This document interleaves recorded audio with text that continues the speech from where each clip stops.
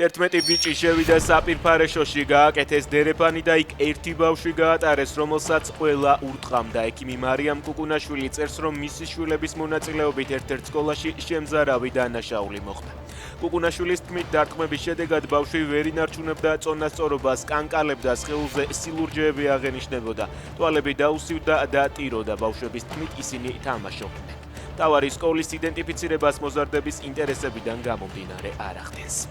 საეპისკოპოსო რეზიდენციიდან დაიკარგა მეუფე იობის დიპლომი, დიდი ალბათობით მოპარულია. ამის შესახებ ეპისკოპოსმა გიორგი ჯამდელიანმა ისაუბრა. მისი თქმით, მროვალ ურბნელმა მიტროპოლიტმა დოკუმენტი ბოლოს 2 თვის წინ ნახა. სინოდის ხდომის წინ კი დიპლომი ვეღარ იპოვა.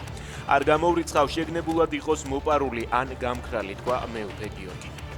საქართველოს კვიპროსში ევროკავშირის გაფართოების მინისტერიალზე არ მიიწვიეს ინფორმაციას ფორმულა ავრცელებს. საუბარია ნიქოზიაში 10-11 მაისს დაგეგმილ ევროპულ საქმეთა მინისტრების არაფორმალურ შეხვედრაზე. მინისტერიალს ევროკავშირის წევრობის კანდიდატი და პოტენციური ქვეყნების წარმომადგენლები ესწრებიან.